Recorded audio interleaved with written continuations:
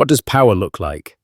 Is it a tailored suit and a flashy watch? Or is it something quieter, something so deeply embedded in the fabric of our world, you don't even see it until it's turned off? For Damien Sterling, a self-made tech billionaire, power was a worn-out grey hoodie and the quiet confidence of a man who built an empire from scratch.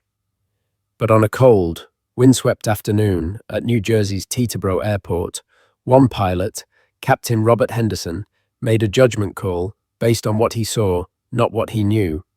He ordered Damien off a private jet. What that pilot didn't know was that his simple act of prejudice was about to trigger a chain reaction that would bring his entire airline to its knees, proving that true power isn't about owning a jet. It's about controlling the system that allows it to fly. The air at Teterboro Airport on that Tuesday in October had a metallic bite. The sky was a vast, unforgiving slate of grey, threatening a rain that never quite committed.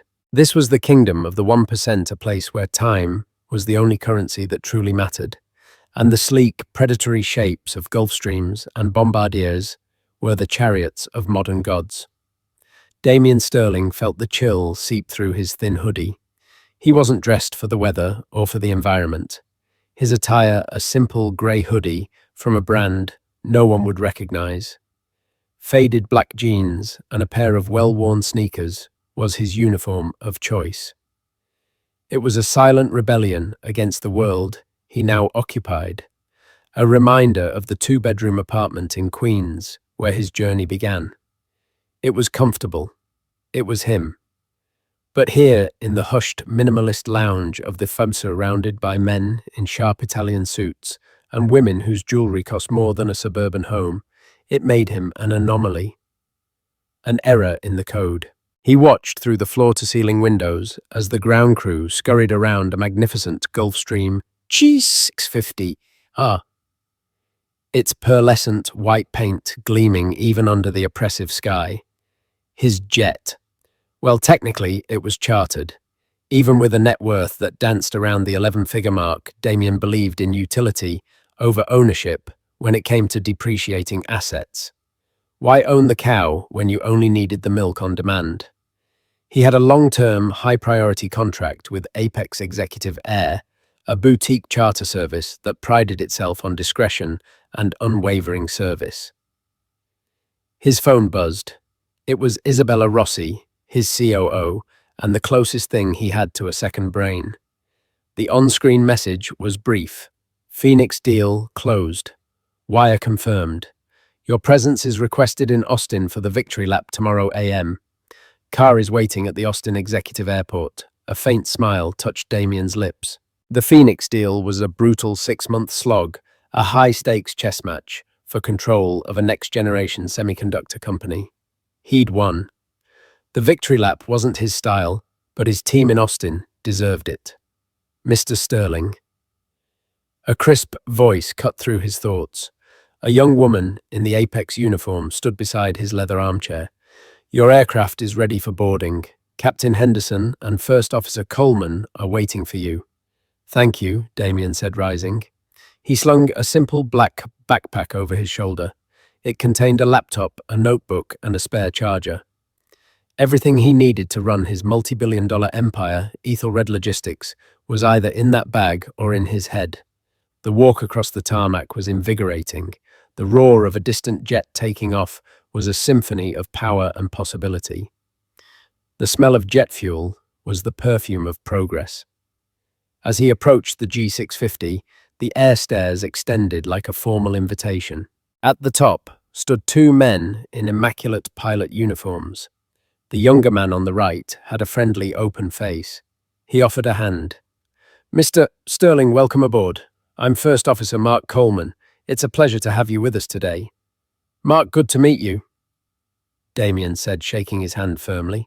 The other man, older, with a stern, weathered face and silver hair cropped in a severe military style, did not extend a hand. His eyes, a pale, judgmental blue, did a slow, deliberate sweep of Damien's attire, from the hood of his sweatshirt down to his scuffed sneakers. His lips tightened into a thin, disapproving line. I'm Captain Henderson, he said, his voice a low rumble of authority. It was a voice accustomed to being obeyed without question. "We have your flight plan filed for Austin. Wheels up in 15 minutes. There was no welcome, no pleasantry, just a statement of fact delivered with the warmth of a glacier. Damien felt a familiar prickle on his neck. It was a sensation he hadn't felt in years, but one he recognized instantly. It was the feeling of being weighed, measured, and found wanting. "Looking forward to it," Captain Damien replied, his voice even. He refused to be intimidated. He'd faced down Wall Street titans and Silicon Valley sharks. A pilot with a Napoleon complex was hardly a threat. He stepped past the pilots into the cabin, a cavern of cream leather and polished walnut. He was the sole passenger. He dropped his backpack onto a seat and was about to settle in when Captain Henderson's voice, sharp and laced with something ugly, stopped him. "Hold on a second." Damien turned. Henderson was still in the doorway, blocking the light, his frame a rigid silhouette of disapproval. First Officer Coleman stood behind him, a flicker of unease crossing his face. "There seems to be a mistake," Henderson said slowly, his gaze flicking to the flight manifest on the tablet in his hand, then back to Damien. "I have a booking here for a Mr. Damien Sterling." He pronounced the name as if it were a foreign object in his mouth. "That's me." Damien said, his patience beginning to fray. Henderson let out a short, incredulous laugh. It wasn't a sound of humor, it was a sound of dismissal. "Right. Listen, son, I don't know what your game is. Maybe you're a delivery guy. Maybe you're a friend of one of the cabin crew they forgot to mention. But this is a private charter for a high-net-worth client. The catering alone costs more than your whole outfit. So why don't you just hop off and we'll pretend this didn't happen?" The silence that followed was heavy and absolute. First Officer Coleman's eyes widened, and he looked from his captain to Damien, a knot of anxiety tightening in his stomach. He'd only been with Apex for 6 months, but he knew this was wrong. Catastrophically wrong. Damien's face remained a placid mask, but inside a cold, quiet anger began to crystallize. It was the same anger that had fueled him to study 16 hours a day to build his first company out of a garage, to fight his way into rooms no one thought he belonged in. Captain Damien said, his voice dangerously soft, "I can assure you, I am Damien Sterling. You can check with your dispatch. You can check the name on the contract with Apex. You can check the credit card that pays for this service every month. A card, which I might add, has a rather substantial limit." Henderson's jaw clenched. He was a man who believed in order, in a world where things made sense. Billionaires wore suits. They had an aura. This man, this kid in a hoodie, defied his understanding of the world, and that defiance felt like a personal affront. In his mind, Damien wasn't just a passenger. He was a disruption to the natural order. "I don't need to check anything." Henderson snapped his authority, now puffed up with indignation. "I'm the captain of this aircraft. My word is final, and I am not comfortable with you on my flight. Security regulations give me complete discretion over who boards my plane, and I'm exercising that discretion now. Get off my jet." The words hung in the air, sharp and irrevocable. "My jet." First Officer Coleman stepped forward tentatively. "Captain, perhaps we should just verify with corporate. It would only take a moment. The client profile might have a photo." "Are you questioning my command?" Mr. Coleman Henderson's voice dropped, becoming menacing. "I am responsible for the safety and security of this vessel. My gut tells me something is wrong here, and I trust my gut more than I trust some file on a computer. This man is a security risk." It was a lie, and all three of them knew it. The only risk Damien posed was to Captain Henderson's fragile worldview. Damien Sterling looked at the captain, a man so blinded by his own prejudice that he was willing to torch his own company's reputation. He looked at the young first officer, who was clearly mortified, but lacked the standing to intervene. And he looked around the luxurious cabin he was being ejected from. He could have escalated. He could have pulled out his phone, called the CEO of Apex, Gregory Finch, whose personal number was in his contacts, and had Henderson fired before the chocks were even removed from the wheels. But that felt too simple, too small. An act of this magnitude, this raw and unapologetic bigotry, deserved a response of equal and opposite magnitude. An action that wasn't just punitive, but educational. Slowly, deliberately, Damien reached down and picked up his black backpack. He didn't sigh. He didn't argue. He met Captain Henderson's triumphant gaze with an unnervingly calm expression. "All right, Captain," he said, his voice betraying no emotion. "You're the boss." He turned and walked toward the stairs, his footsteps echoing in the stunned silence of the cabin. As he descended onto the tarmac, the cold air felt less like a nuisance and more like a bracing slap of reality. The door to the Gulf Stream hissed shut behind him, sealing him out. He was alone on the vast expanse of concrete, a billionaire treated like a vagrant, the roar of the jet engines spooling up, sounding like the laughter of a world that had for a moment forgotten who he was. But Damien Sterling hadn't forgotten. And as he walked back toward the FOO, a plan began to form in his mind. It was a cold, intricate, and beautiful plan. Captain Henderson thought he was grounding one man. He had no idea he had just grounded his entire world. Back inside the FOO, the world hadn't changed. The same hushed reverence for wealth permeated the air. The same men in suits talked on their phones in low, important tones. But for Damien, the atmosphere was now charged with a different energy. The sterile luxury felt like an insult. He'd been judged by the superficial standards of this world and cast out. The irony was so thick he could taste it. He sat back down in the same leather armchair, a ghost returning to his haunt. An Apex ground staffer, a young man named Alex, approached him, hesitantly. He'd witnessed the entire exchange from the window. "Mr. Sterling, sir, is there anything I can do? I am so sorry about that." "Captain Henderson, he can be—" Alex trailed off, clearly, afraid of criticizing a senior pilot. "Old-fashioned?" Damien supplied his voice dry. "It's fine, Alex. It's not your fault." He offered a small, reassuring smile that didn't quite reach his eyes. "Could you do me a favor, though? Could you get me the CEO's name? The CEO of Apex Executive Air." "Of course, sir. It's Gregory Finch." "Gregory Finch?" Damien repeated, rolling the name around in his mind. He already knew the name, of course. He made it a point to know the leadership of every company he did significant business with. But he wanted to see if the name would spark any urgency in the staffer. It did. Alex's eyes widened slightly. Mentioning the CEO was a clear sign of escalation. "I can try to get him on the phone for you, sir," Alex offered eagerly. "No," Damien said, holding up her hand. "That won't be necessary. Not yet. I prefer to handle my own communications." He watched through the window as the G-50, his intended ride to Austin, taxied away from the stand. He saw the flicker of its navigation lights as it moved toward the active runway, a beacon of ignorance carrying its prejudiced captain toward the horizon.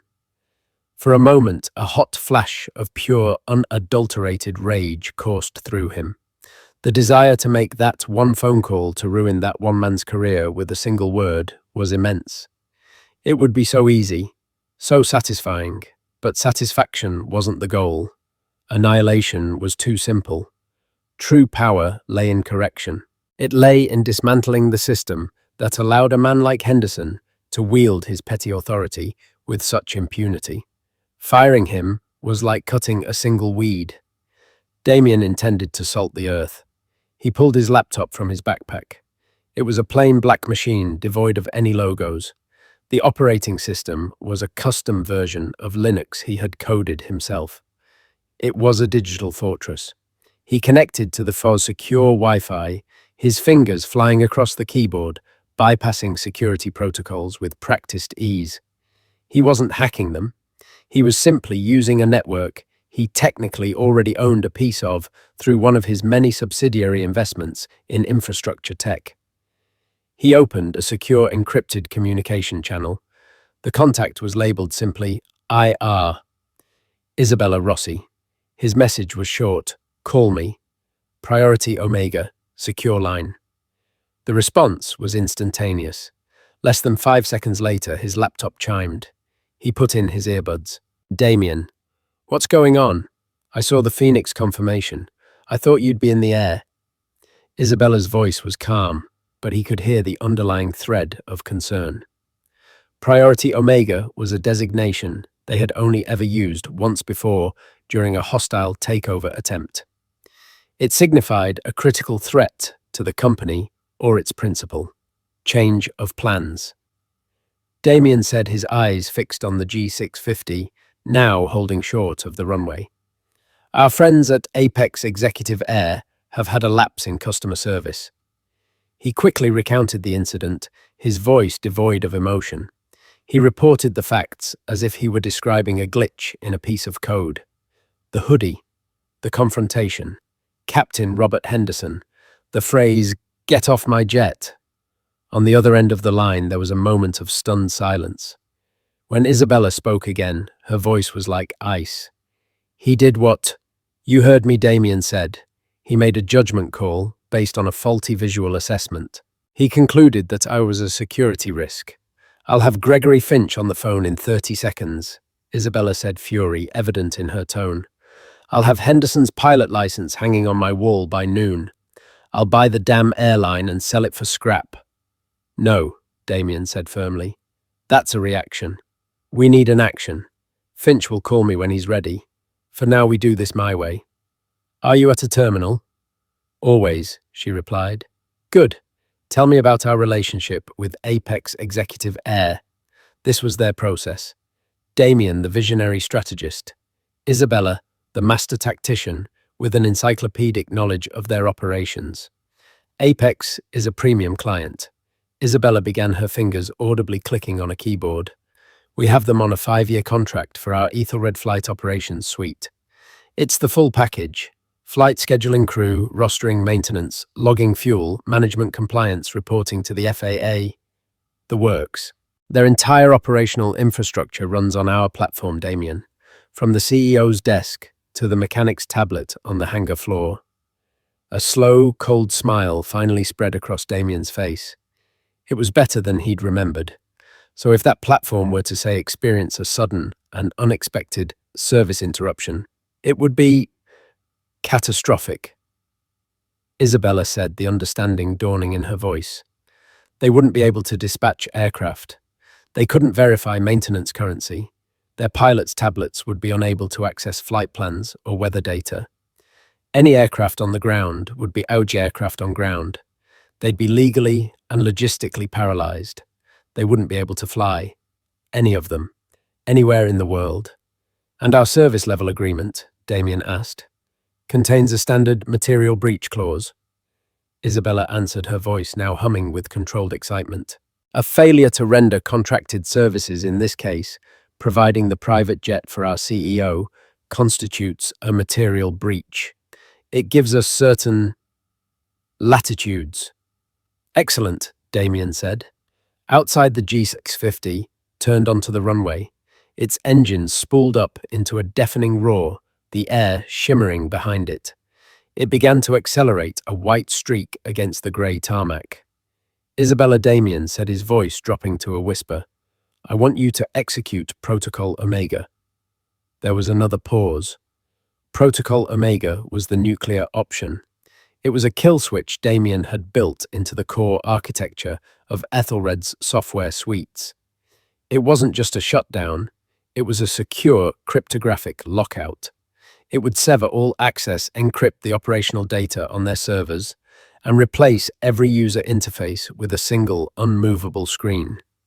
It was designed to be deployed only in the most extreme circumstances, a national security event, or a client using their logistics software for criminal enterprise, or, as of today, for an unprecedented level of corporate disrespect.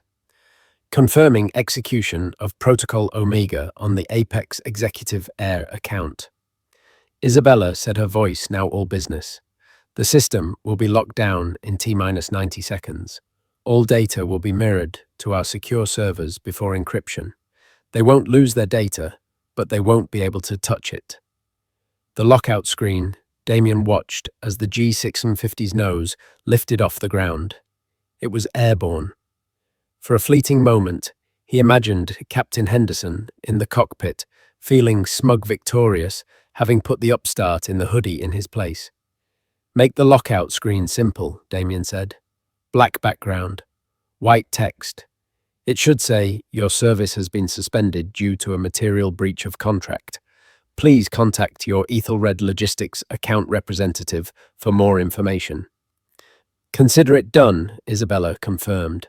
"Lockout in 60 seconds." The jet climbed higher, banking south toward Austin, a silver cross against the grey clouds. It was the last Apex jet that would be taking off for a very long time. Damien disconnected the call, leaned back in his chair, and took a slow, deep breath. He didn't feel vengeful. He didn't feel triumphant. He felt balanced. An equation had been thrown out of alignment, and he had just taken the first step to correct it. The spark had been struck. The fire was coming. And Gregory Finch, wherever he was about to have a very, very bad day. In the 34th floor corner office of a gleaming skyscraper in Charlotte, North Carolina, Gregory Finch, CEO of Apex Executive Air, was having a spectacular morning. He'd just closed a deal to acquire 2 new Bombardier Global 7500s, expanding his fleet and positioning Apex to dominate the lucrative Trans-Pacific charter market. He was sipping a perfectly brewed Jamaican Blue Mountain coffee, looking down at the city like a king surveying his domain. His phone buzzed with a message from his head of operations. "GX50 ER out of Teterboro is wheels up. On its way to Austin with the Ethelred principal." Finch smiled. Damien Sterling was one of their most important clients. Not because he was their biggest spender, he wasn't, but because of who he was. Having the man behind Ethelred Logistics as a client was a stamp of approval, a testament to Apex's quality. It was a relationship Finch nurtured carefully. He was in the middle of drafting a self-congratulatory email to the board when his assistant, a perpetually flustered young woman named Chloe, burst into his office without knocking. Her face was pale. "Mr. Finch, I'm sorry to interrupt, but we have a problem." "Chloe, whatever it is, it can wait," Finch said, dismissively, not looking up from his screen. "Sir, it can't. It's everything. A jet in London is grounded. The crew says their tablets are locked. They can't access the flight manifest. Another in Dubai just reported the same thing. They're saying the maintenance logs are inaccessible. They can't get clearance to fly." Finch finally looked up, his brow furrowed in annoyance. "It's a tech glitch. Call it. Tell them to reboot the server, or whatever it is they do." "They can't," Chloe said, her voice trembling slightly. "That's the thing. It is locked out too. All of our systems. Scheduling, maintenance, crew management. Everything is displaying the same screen." She held out her tablet. On the screen, in stark white letters against a black void, were the words Damien had dictated. "Your service has been suspended due to a material breach of contract. Please contact your Ethelred Logistics account representative for more information." Gregory Finch stared at the message, the words swimming before his eyes. Ethelred Logistics, Damien Sterling. Material breach. It made no sense. They had a perfect record with Sterling. He'd just boarded one of their planes less than an hour ago. "Get me Dan Carter in operations now." Finch snapped, his good mood evaporating like a puddle in the desert sun. The call was patched through instantly. "Greg." "What the hell is happening?" Carter's voice was panicked. "My whole board is red. We have 27 aircraft on the ground across 8 countries, and none of them can move. Our pilots are calling in, our clients are screaming. It's a total system failure. It's like someone just turned off the airline." "It's Ethelred." Finch said the name, tasting like ash. "They've locked us out." "Ethelred. Why our payments are up to date. We just signed a new service extension with them last quarter, I don't know." Finch growled, his mind racing. "A material breach. What does that even mean? Did one of our pilots crash a plane? Did we miss a critical maintenance check?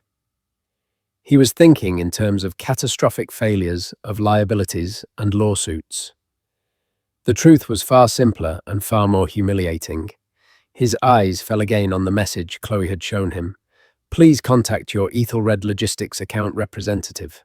That was his way in. Chloe, get me Isabella Rossi at Ethelred, he commanded.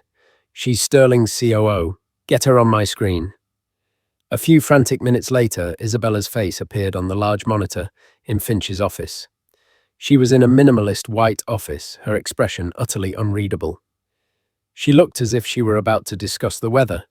Gregory, she said, her voice cool and professional, to what do we owe the pleasure? The casualness of it infuriated him. Isabella, what is this? What's going on? You've shut down my entire company. You've paralyzed my fleet. This is corporate sabotage. We have a contract. Indeed we do, Isabella replied smoothly. And according to Section 11, subsection B of that contract, we reserve the right to suspend services in the event of a material breach, which I'm afraid is what has occurred. What breach?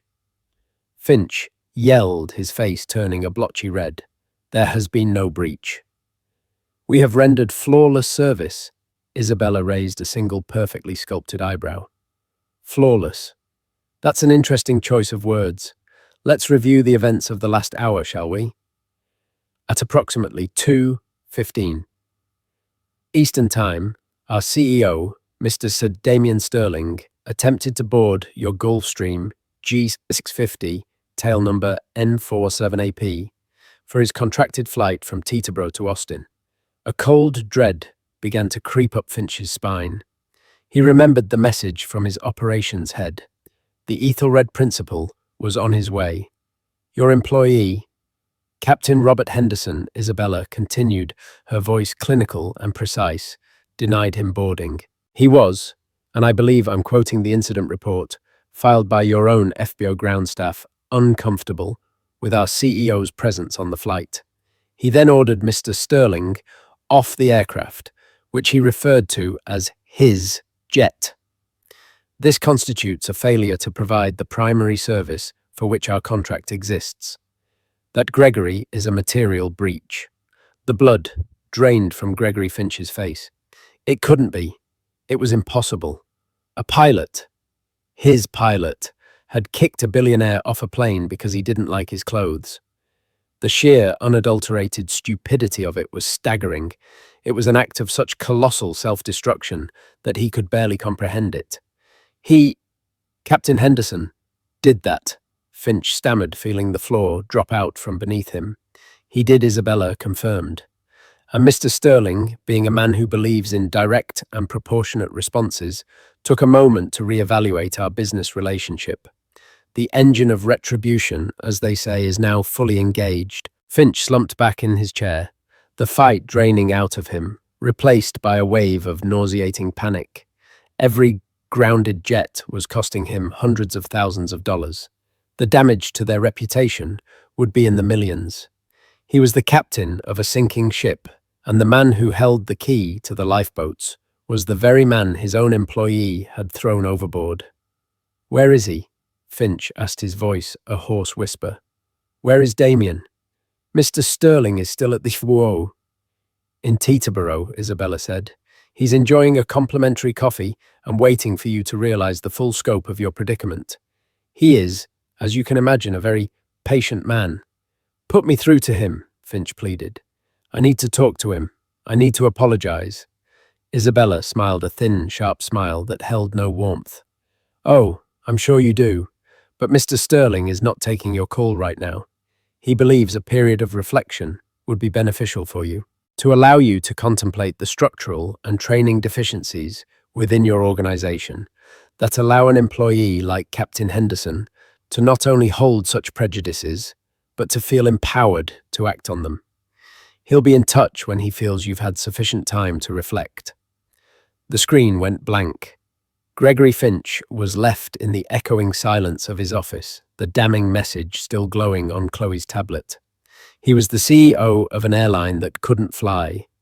He had been brought to a dead stop, not by a market crash, not by a regulatory body, but by a kid in a hoodie sitting in a New Jersey airport lounge. The power dynamic had shifted so completely, so brutally, that he felt a sense of vertigo. He wasn't a king in a castle anymore. He was a fool who had just learned his entire kingdom was built on someone else's land.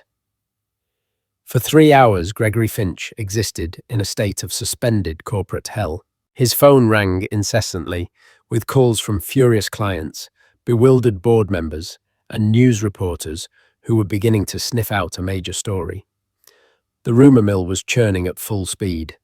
Apex has FAA compliance issues. Apex is bankrupt. Apex has been hit by a massive cyber attack. The truth was so much more embarrassing. Finch had done the one thing he could do.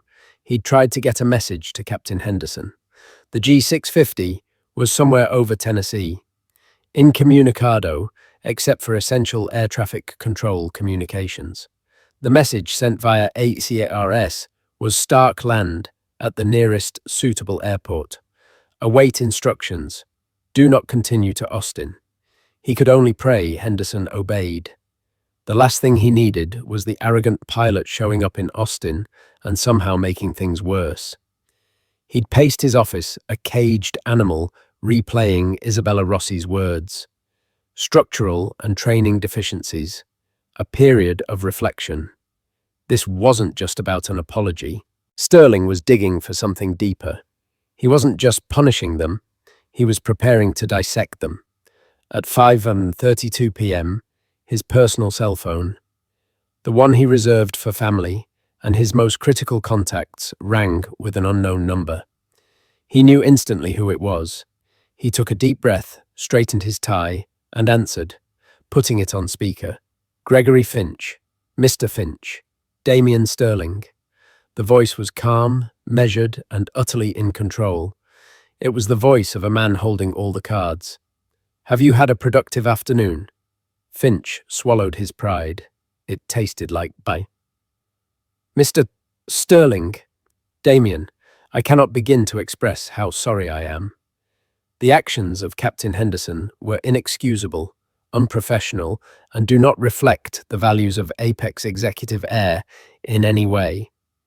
He has been suspended pending a full investigation, which will almost certainly result in his termination. There was a pause on the other end of the line. Suspended. Damien repeated the word, dripping with disappointment. Not fired. Not yet. You're hedging your bets. Still worried about a wrongful termination lawsuit from a senior pilot. That's a shame. It shows you're still thinking about your liability, not your culture. Finch flinched, as if struck. Sterling wasn't just listening to his words. He was analyzing his strategy. He will be fired. I assure you, Finch said quickly, as soon as the plane lands. My hands are tied until then. Your hands are tied because your entire fleet is grounded by my software. Damien corrected him gently. Let's not confuse the two situations. Your problem isn't one rogue pilot, Gregory. Your problem is that the pilot felt comfortable enough to do what he did. He saw my clothes, he saw my face, and he decided I didn't belong. He didn't see a client. He saw a threat to his little world. Where do you think he learned that? In a vacuum. Of course not, Finch stammered. We will implement immediate sensitivity training for all our flight crews. You will do more than that, Damien said, his voice hardening slightly. The friendly tone was gone, replaced by the steely edge of a CEO laying down terms. Your period of reflection is over. Now it's time for your list of action items. Are you ready to write these down? Finch motioned frantically for Chloe to grab a pen. Yes, I'm ready. 1, Damien began. Captain Robert Henderson is to be terminated for cause effective immediately. I want a copy of his termination letter on my desk by 9 a.m. tomorrow. Furthermore, I want a formal report filed with the FAA regarding his professional misconduct. His prejudice makes him a liability in the cockpit. He has proven he cannot make rational judgments. I want his license reviewed. This was brutal. A termination was one thing. Reporting him to the FAA could end Henderson's career permanently. Finch hesitated for a second, but the silence from Damien's end was more menacing than any threat. "Done," Finch said, his voice weak. 2. Damien continued. Apex Executive Air will issue a public statement. Not a vague corporate apology, but a detailed account of what happened. It will name me. It will name Captain Henderson, and it will state plainly that I was removed from a flight because of what your captain perceived to be my racial and economic profile. It will then detail the steps you are taking to ensure this never happens again. Finch felt a wave of dizziness. This would be a nightmare. Their brand built on discretion and flawless service would be incinerated. Damien, a public statement. It would be devastating to our business. Your business is currently worth zero, Gregory Damien stated coldly, because your jets are just very expensive stationary sculptures. The only thing that will give your brand a chance to survive is radical transparency. You will own your failure publicly, or you will have no brand left to protect. Chloe was scribbling furiously, her hand shaking. 3. Damien said, his voice relentless. You mentioned sensitivity training, a lovely thought but inadequate. You will contract with a diversity, equity, and inclusion consulting firm of my choosing. They will conduct a full top-to-bottom audit of your hiring practices, your corporate culture, your promotion tracks, and your training protocols. You will implement every one of their recommendations, no exceptions. My company, Ethelred, will then audit their implementation annually for the next 5 years at your expense. This was the masterstroke. He wasn't just demanding they fix the problem. He was embedding himself into their corporate day to ensure they did. He was rewriting their code. And finally, 4, Damien said. First Officer Mark Coleman. The FBO staff's report mentioned his attempts to de-escalate the situation. He showed integrity when his superior showed none. You will promote him to Captain Effective as soon as his flight hours and qualifications permit. And you will give him a bonus equivalent to 1 year of a captain's salary as a clear message to your entire staff about which behaviors are rewarded at the new Apex Air. Finch was speechless. The terms were absolute draconian and utterly non-negotiable. It was a complete and total surrender. He was handing the keys to his kingdom over to the man he had wronged, but he had no choice. Do we have an agreement? Gregory Damien asked after a long silence. Yes, Finch croaked the single word, feeling like a death sentence and a pardon all at once. We have an agreement. Excellent, Damien said. Send me a signed letter of intent outlining these 4 points within the hour. Once I have received it, I will instruct my team to restore your systems. You'll be back online by morning. But know this, Gregory, I will be watching. My team will be watching. The world will be watching. Don't think for a second you can go back to business as usual. The line went dead. Gregory Finch stood in the ruins of his perfect day. He had lost. He had been completely and utterly outmaneuvered. But as the initial shock wore off, a strange sense of clarity emerged. Damien Sterling hadn't just wanted revenge. He hadn't asked for money. He hadn't tried to destroy the company for the sake of it. He had demanded accountability. He had demanded change. In his own brutal, uncompromising way, he had offered Apex a path to redemption. It was a humiliating, painful, and expensive path, but it was a path forward. Chloe, he said, his voice hoarse but firm, draft a letter of intent to Mr. Sterling's exact specifications, and get me the number for the FAA's Professional Standards Office. I have a report to file. The fallout was immediate and spectacular. The story broke the next morning, not as a rumor, but via a press release from Apex Executive Air itself. It was stark, brutally honest, and exactly as Damien had dictated. It sent shockwaves through the aviation industry and the business world. Pundits on financial news networks debated it endlessly. Some called Damien's actions a vindictive overreach. Others hailed it as a landmark moment of corporate accountability, a masterclass in using leverage to enforce social change. Damien, for his part, remained silent, letting the statement and Apex's subsequent actions speak for themselves. Captain Robert Henderson's G650 had been diverted to Nashville.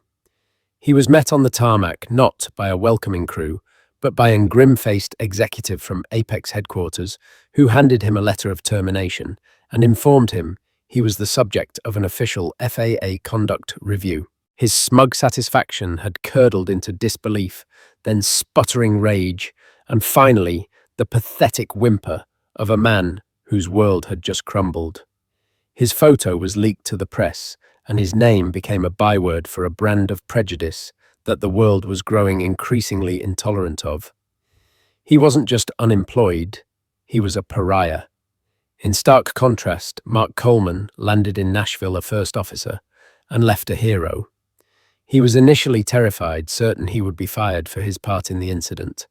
Instead, he was met with a promotion, a staggering bonus, and a personal call from Gregory Finch, who told him, "You represent the future of this company, son. Don't ever lose that." The story of his integrity became a small but powerful subplot in the larger drama, a clear signal that doing the right thing, even when it's hard, has its rewards. Apex executive Air bled. They lost clients. Their stock, if they had been public, would have been decimated. But they did not die. Under the watchful eye of the DEI firm, Damien had chosen a formidable group, run by a retired, four-star general named General Peterson. They began the painful process of rebuilding. They didn't just run sensitivity training seminars with stale donuts and PowerPoints. They tore their hiring and promotion processes down to the studs. They implemented mentorship programs for underrepresented groups. They created anonymous reporting channels for misconduct that had real teeth. Gregory Finch, humbled and changed, became a reluctant champion of the new culture. He found that in radical transparency, there was a strange kind of freedom. He no longer had to pretend his company was perfect. Instead, he could honestly say it was trying to be better. Slowly, painstakingly, some clients began to return, drawn not just by the quality of the jets, but by the story of a company that had faced its ugliest self in the mirror and chosen to change. 6 months later, Damien Sterling was once again at Teterboro Airport. He was wearing a different hoodie, but the same sneakers. He was boarding an Apex jet for a flight to London. At the top of the airstairs stood the flight crew. The captain stepped forward, a young man with a confident but respectful smile. "Mr. Sterling," he said, extending a hand. "Welcome aboard. I'm Captain Mark Coleman. It's an honor to be flying you today." Damien shook his hand firmly. "The honor is all mine, Captain. I've heard good things about you." He stepped into the cabin. It was the same jet N47AP, the same cream leather and polished walnut. But the air inside felt different. It was lighter, cleaner.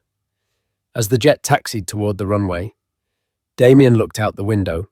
He didn't see the incident as a victory or even as revenge. Revenge was an endpoint. This was a beginning. He hadn't just grounded a fleet, he had set a new course. He had used his power not just to accumulate more, but to reshape a small corner of the world into something a little bit fairer. It was a lesson that cost Gregory Finch an airline's reputation, and Robert Henderson a career, but it was a lesson that would hopefully, in the long run, be worth the price. The engines roared, the G650 accelerated down the runway, and this time it lifted into the sky, carrying not a problem, but a solution. A year after what the aviation blogs had dubbed the Teterboro takedown, the name Apex Executive Air meant something entirely different. It was no longer just a brand. It was a case study, a cautionary tale, and for a select few, a symbol of a seismic shift. For Gregory Finch, it was his daily reality, a tightrope walk between a reformed future and a past that refused to stay buried. He sat at the head of a long, polished obsidian table in the Apex boardroom. The numbers on the screen in front of him were against all odds, trending upward. They had lost nearly 40% of their client base in the first 3 months after the incident. But in the last 2 quarters, they had seen slow, steady growth. New clients, often from tech entertainment and progressive finance sectors, were signing on, not in spite of the scandal, but because of it. They saw Apex's painful public transformation as a feature, not a bug. But the victory was fragile. The problem wasn't the clients they were winning, it was the ones they were still losing, and the whispers that followed them on every contract bid.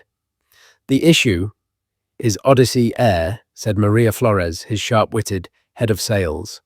A chart appeared on the screen showing market share. Odyssey, a slick and aggressive competitor, had swallowed up most of Apex's initial losses. Their pitch is subtle but effective. They sell uncomplicated luxury and classic discretion. Every word is a dog whistle. Uncomplicated means they won't lecture you on social issues. Discretion means your pilot isn't going to end up on the evening news. Finch ran a hand over his tired face. He knew the CEO of Odyssey, a man named Silas Croft, a corporate predator with perfectly coiffed hair and the moral compass of a shark. Croft saw Finch's exhaustive, expensive DE overhaul not as progress, but as a fatal weakness. He's not just using it in his sales pitch, added the head of operations. We're hearing chatter from our crews. Odyssey pilots are telling our people that our training protocols are making us soft, that our focus on culture is taking away from our focus on the stick and rudder. It's poison. They're trying to poach our best pilots by telling them we've gone woke at the expense of skill. This was the new front line, a war of culture. Gregory Finch, the man who a year ago wouldn't have been able to define microaggression, was now the reluctant general in a battle for the soul of his company. We stay the course, Finch said, his voice imbued with a weariness that had become his new armor. Our safety record is impeccable. Our service is better than ever. We fight their whispers with facts, and we trust that in the long run, integrity is a better business model than bigotry. 2,000 miles away, in a sterile crew lounge at Scottsdale Airport, Captain Mark Coleman was living that frontline battle. At 29, he was one of the youngest G650 captains in the charter world, a fact that would have been a source of pride were it not constantly used as a weapon against him. He was grabbing a coffee when Dave Riordan, a veteran pilot in his late 50s, with a weathered face and a permanent scowl, cornered him. Riordan had been with Apex for 15 years and viewed every change Finch implemented with undisguised contempt. Well, Riordan said, leaning against the counter, if it isn't Captain Sterling's pet, flying the big boss around again soon. Mark took a slow sip of his coffee, refusing to give Riordan the satisfaction of a reaction. Just a routine run to San Jose, Dave. You heading out? Yeah, got a client who wants to go to Vegas. You know, the old-fashioned kind. The kind who cares more about the landing being smooth than the pilot's feelings being validated. Riordan sneered. Tell me, Coleman, in that new Brave Conversations training, did they teach you how to handle a crosswind or just how to apologize for your privilege? The barb was meant to sting, and it did. Mark and the other pilots who embraced the new Apex had to endure this kind of garbage constantly. The resentment from the old guard was thick and suffocating. They saw Mark's promotion not as a reward for integrity, but as a symptom of a disease. They teach you that a pilot's focus should be on the safety of everyone on board, Dave Mark said calmly, and that you can't ensure that safety if you're making assumptions about the people who are paying for the flight. The same skills that keep you from misjudging a crosswind can keep you from misjudging a client. It's called situational awareness. Riordan just laughed a harsh barking sound. Situational awareness. Right. You know, Odyssey's hiring. They're looking for pilots who remember what the job is actually about. They're paying a hell of a premium for experience. A lot of the guys are thinking about it. It was a threat cloaked as a piece of gossip. Fall in line or we'll leave. Then I guess they should go, Mark said, turning to leave. Apex isn't for everyone anymore. And personally, I think that's a good thing. As he walked away, he felt the weight of his position. Damian Sterling's single act had thrust him into this role. He was a symbol now, and symbols don't get to have bad days. He had to be better, calmer, and more professional than everyone else, just to prove he belonged in the seat he had earned. In his sun-drenched Palo Alto office, a space that was more collaborative workshop than corporate suite, Damien Sterling swiped through a proposal on his tablet. It was from Odyssey Air. It was a masterpiece of marketing filled with glossy photos of jets and testimonials from anonymous titans of industry. It promised a seamless experience, unparalleled luxury, and woven throughout the text, the subtle assurance of privacy and tradition. One line in particular stood out: "Your journey is your own." At Odyssey, we believe the focus should always be on the destination without the distraction of public spectacle or corporate realignment. We offer a classic, undisturbed premium service, the way it was always meant to be.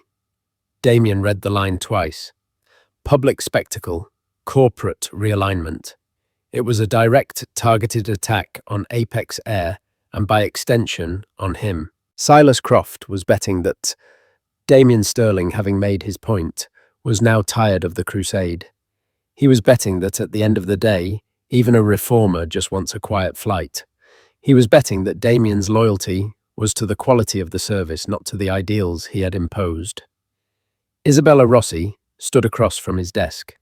"It's a tempting offer," she noted, playing devil's advocate. "Their fleet is newer, and their pricing is 10% more aggressive. From a purely logistical standpoint, they're a strong choice." Damien looked up from the tablet, a thoughtful expression on his face. He thought of Gregory Finch, a man he had broken down and forced to rebuild. He thought of Captain Mark Coleman, a young man who had stood for what was right at great personal risk. He thought of the war they were fighting against the Dave Riordans of the world. Silas Croft had miscalculated. He thought Damien's action was a one-time punishment. He didn't understand that it was an investment. You don't burn down a house you've just invested a fortune in renovating. With a few taps, Damien Sterling forwarded the entire Odyssey Air proposal to one person, Gregory Finch. He added a short, simple message at the top. Subject: FWD, an uncomplicated proposal. Greg thought you should see what your competition is up to. Looks like they're trying to sell the past. Let me know if you need a testimonial for your next marketing brochure about why the future is a better investment. Keep up the good work. T. He hit send. It was a simple email, but it was also a shield, a sword, and a promise. It was his declaration of which side of the culture war he was on. Back in Charlotte, Gregory Finch's phone chimed. He saw the name Damien Sterling, and his heart skipped a beat, a residual reflex from a year of intense scrutiny. He read the email, and then he read it again. A slow smile spread across his face, the first genuine, unburdened smile he'd had in a year. The whispers, the resentment, the pressure from rivals like Silas Croft, it all suddenly seemed manageable. He wasn't alone in this fight. The man who had almost destroyed his company had just become its most powerful defender. He printed the email, folded it once, and put it in his breast pocket. It felt like a medal. He walked out of his office, his posture straighter, his step lighter. The tightrope walk was still treacherous, but for the first time he felt like he had a safety net woven from the threads of shared conviction. This wasn't just a story of revenge. It was a story about the true nature of power in the 21st century. It's not always loud, and it doesn't always wear a suit. Sometimes it's the quiet, invisible code that runs the world, and the man who knows how to write it. Damien Sterling could have simply had a pilot fired. Instead, he forced an entire company to confront its own reflection and held it accountable in the most public way possible. It serves as a powerful reminder that respect is not optional, and the consequences for forgetting that can be swift, systemic, and absolute. What do you think? Were Damien's actions justified, or was it a step too far? What would you have done in his position? Let us know your thoughts in the comments below. If this story of justice and consequence resonated with you, please hit that like button, share it with someone who needs to see it, and make sure you subscribe to our channel. We have more deep dives into unforgettable real-life dramas coming your way, and you won't want to miss them.